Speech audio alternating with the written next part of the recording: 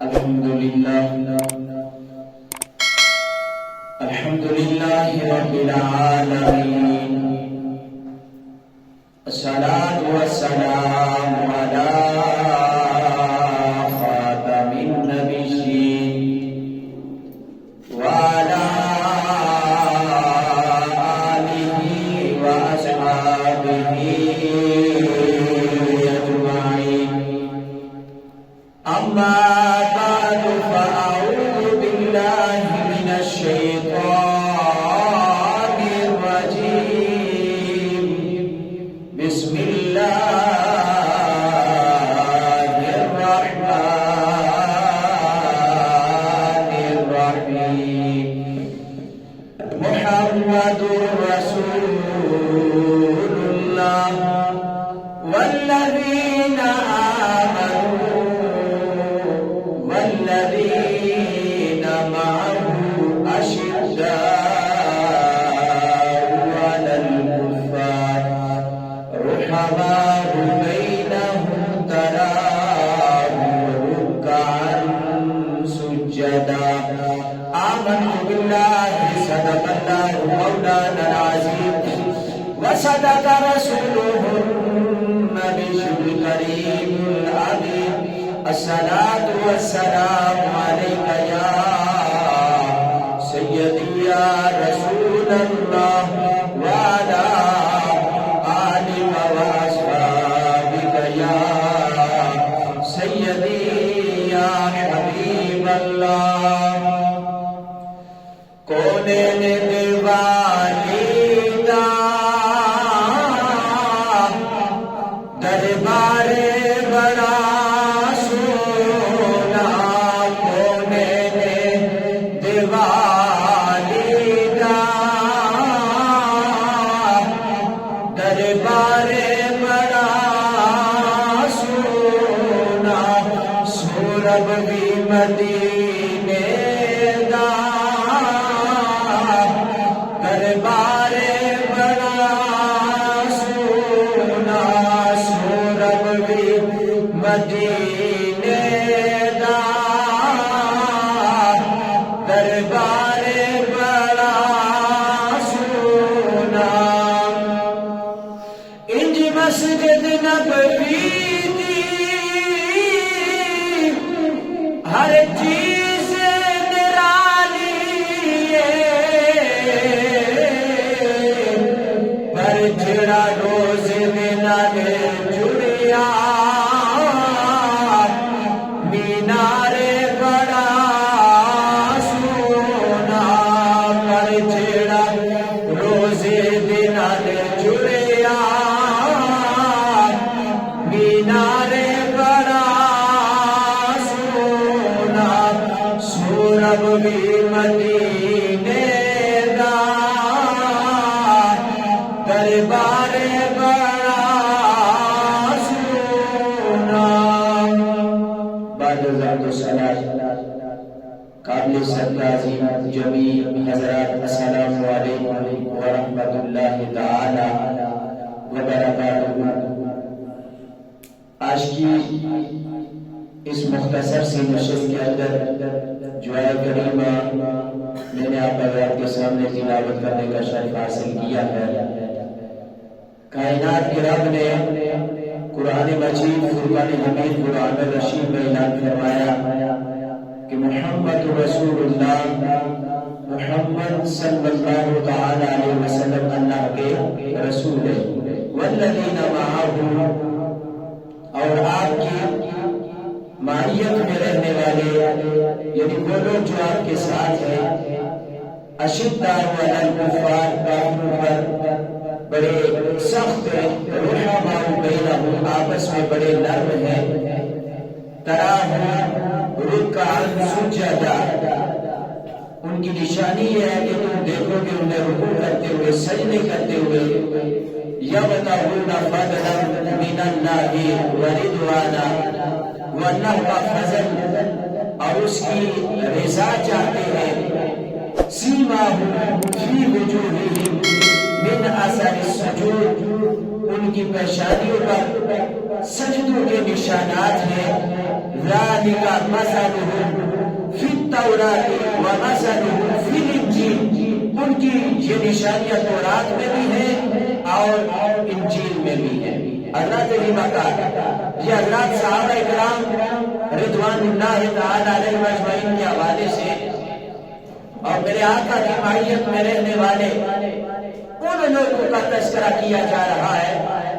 اور وقت کے دامن میں گنجائش نہیں، میں فقط اتنا کہوں گا کہ نبی علیہ الصلوۃ والسلام کے جسم اطہر، جسم منور کا سایہ نہیں ہے، اور جو سائے کی طرح حضور علیہ الصلوۃ والسلام کے ساتھ رہے ہیں وہ حضرات صحابہ کرام رضوان اللہ تعالیٰ علیہ اجمعین ہے. حضرت ابو بکر صدیق رضی اللہ تعالیٰ عنہ سائے کی طرح امام الانبیاء کے قرب میں رہے ہیں، معیت میں رہے ہیں، اور فرمایا کہ دھوپ کا سورج کے ساتھ ایک تعلق ہے نا نبی علیہ الصلوۃ والسلام کا کے ساتھ حضرت سیدنا صدیق اکبر رضی اللہ تعالیٰ عنہ آپ کا وہ تعلق ہے جو دھوپ کو سورج کے ساتھ ہے،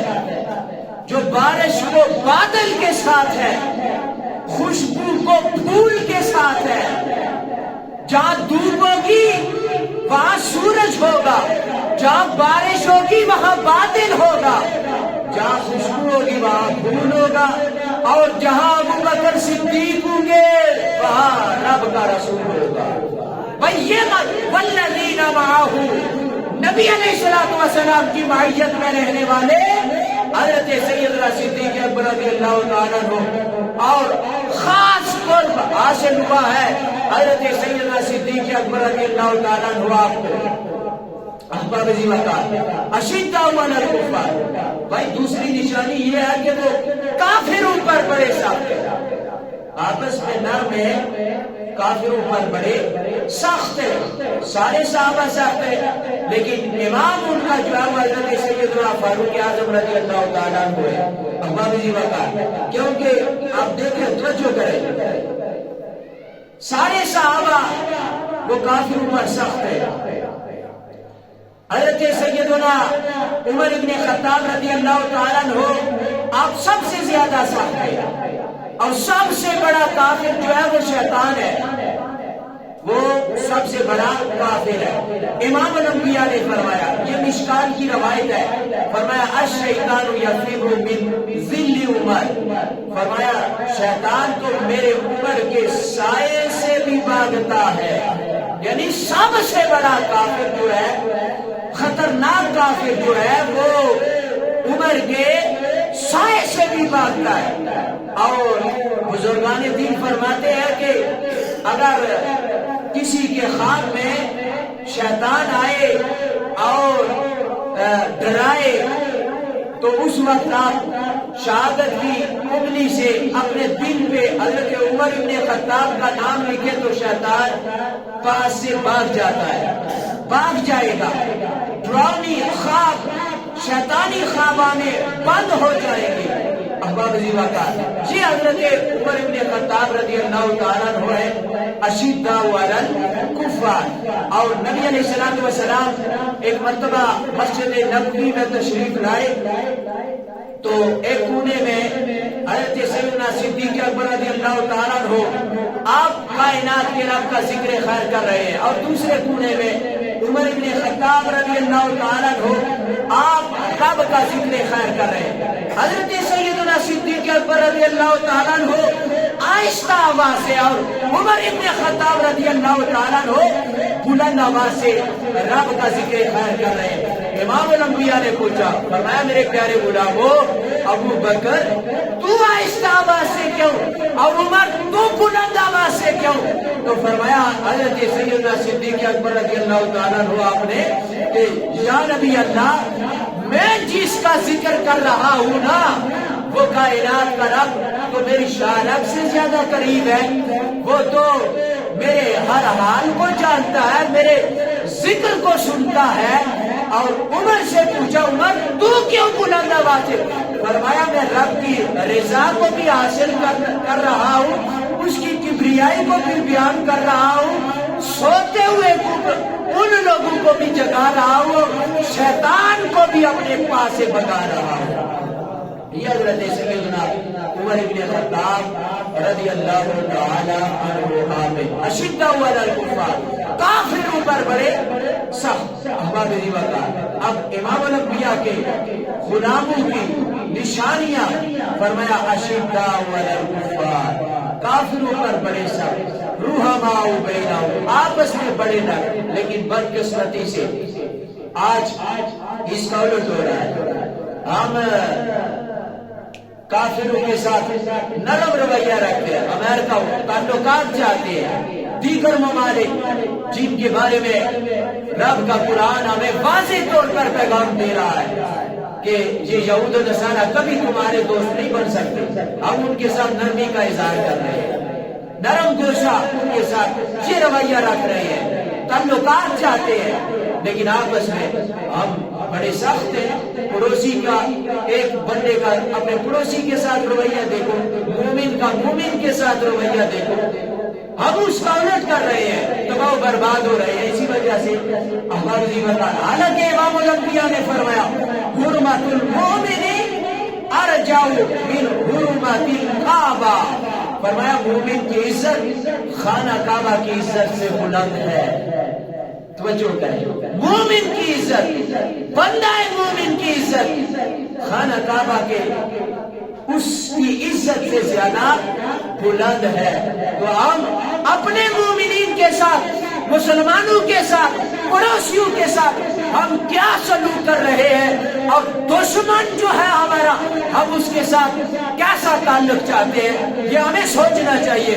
حالانکہ رب کا قرآن کہہ رہا ہے مومن بندہ مومن کی شان یہ ہونی چاہیے، اس کا مقام یہ ہونا چاہیے کہ اشداء علی الکفار رحماء بینہم، آپس میں بڑے نرم اور کافروں پر بڑے سخت، یہ مزاج ہونا چاہیے ایک بندہ مومن کا۔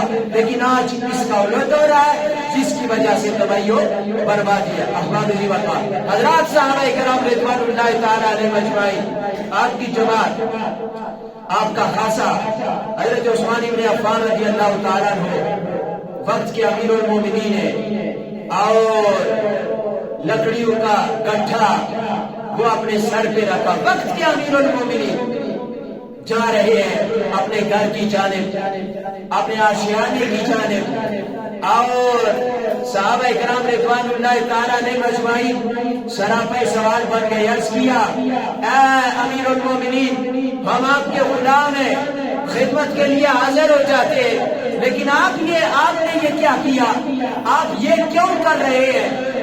اور حضرت سیدنا عثمان ابن عفان رضی اللہ تعالیٰ عنہ آپ فرماتے ہیں میرے آقا کے پیارے غلاموں، میں اپنا محاسبہ کر رہا ہوں، نفس کا محاسبہ کر رہا ہوں کہ کل قیامت والے روز بوجھ اٹھانے کے قابل ہوں کہ نہیں۔ اللہ اکبر کبیرہ، یہ ہمارے رہنما ہے، یہ ہمارے لیڈر ہے جو ہمیں یہ درس دے رہے ہیں۔ بھائی میں اس لیے یہ کام کر رہا ہوں، اپنے نفس کا محاسبہ کر رہا ہوں، کل قیامت والے روز اتنا میں بوجھ اٹھا سکوں گا کہ نہیں۔ احباب وقار، اب حضرت عثمان بن عفان رضی اللہ تعالیٰ فرمایا کہ رحماء بینہم، آپس میں بڑے نرم، اور سب سے جو نرم ہے وہ حضرت عثمان بن عفان رضی اللہ تعالیٰ عنہ ہے۔ اور پھر فرمایا تراہم رکعا سجدا، تم انہیں دیکھو گے رکوع کے عالم میں ہوں گے، سجود کے عالم میں ہوں گے۔ سارے صحابہ فرمایا آپس میں نرم، لیکن حضرت عثمان بن عفان کی کیا بات ہے، سارے صحابہ رکوع اور سجود کرنے والے، لیکن علی المرتضیٰ کرم اللہ تعالیٰ وجہ الکریم کی کیا بات ہے۔ احباب وقار، حضرت علی المرتضیٰ کرم اللہ تعالیٰ وجہ الکریم آپ نمازی انداز کے ساتھ پڑھتے۔ اب کائنات کے رب کے محبوب نے فرمایا نا، یہ مشکات شریف کی روایت ہے، فرمایا انت عبد اللہ کانک تراہ، فرمایا دنیا والوں اس انداز کے ساتھ کائنات کے رب کی عبادت کیا کرو کہ تم اللہ کو دیکھ رہے ہو۔ جب رب کے گھر میں رب کی کبریائی بیان کرنے کے لیے کھڑے ہوتے ہو نا تو تمہارا خیال یہ ہونا چاہیے کہ ہم کائنات کے رب کو دیکھ رہے ہیں۔ اب اللہ اکبر فرمایا فَإِن لَمْ تَكُن تَرَاهُ، نماز پڑھتے ہوئے اگر تجھے یہ تصور نہ آئے، یہ اگر تمہیں تصور نہ آئے کہ ہم رب کی بارگاہ میں کھڑے ہیں، ہم رب کو دیکھ رہے ہیں، تو پھر اس طرح ہے کہ فَإِنَّهُ يَرَاكَ، پھر تصور یہ آنا چاہیے کہ ہم تو نہیں دیکھ رہے، دیکھنے کی استطاعت قوت نہیں رکھتے، لیکن کائنات کا رب ہمیں دیکھتا ہے۔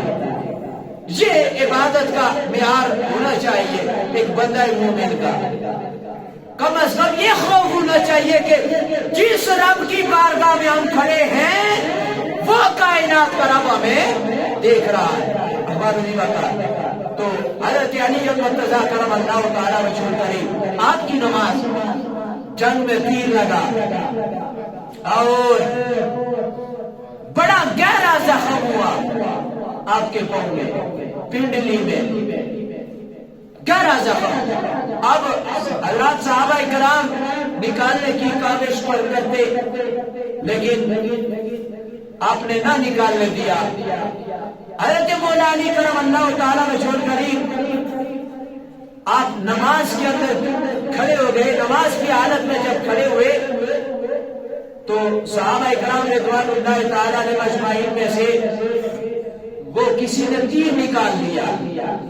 جب تیر نکالا تو نماز مکمل ہو گئی، اور جب نماز مکمل ہوئی تو بتا دیا گیا کہ یہ عمل ہوا ہے نماز کے عالم میں۔ تو آپ نے فرمایا مجھے تو علم ہی نہیں ہے۔ تو احباب جی وقت عرض کرنے کا مقصد یہ ہے کہ امام الانبیاء نے فرمایا کہ نماز کی حالت میں کھڑے ہو، نماز کے عالم میں کھڑے ہو، رب کی عبادت کرو اس انداز کے ساتھ کہ تم کائنات کے رب کو دیکھ رہے ہو۔ اگر یہ حالت نہ بنے تو پھر کم از کم یہ حالت ہونی چاہیے کہ رب ہمیں دیکھ رہا ہے۔ اور پھر فرمایا کہ تراہم رکعا سجدا، رب کہتا ہے کہ بھائی مومنین کی اور نبی کی جماعت کی نشانی یہ ہے کہ تم انہیں دیکھو گے، وہ رکوع کے عالم میں ہوں گے، وہ سجدے کے عالم میں ہوں گے۔ یہ صحابہ کرام رضوان اللہ تعالی علیہ اجمعین آپ کا مقام اور مرتبہ کائنات کے رب نے قرآن مجید میں بیان کروایا۔ یہ جماعت ہے بھائی امام الانبیاء کی، مشکوٰۃ شریف کے اندر ہے حضرت علی المرتضیٰ کرم اللہ تعالیٰ وجہ الکریم آپ کے صاحبزادے ہیں محمد بن حنفیہ، آپ بھی رونق افروز ہیں، اور مولا علی کرم اللہ تعالیٰ وجہ الکریم آپ بھی۔ تو صاحبزادے نے اپنے والد سے پوچھا کہ اے والد محترم، امت میں سب سے زیادہ افضل کون ہے؟ امت میں میرے آقا کی امت میں سب سے افضل کون ہے؟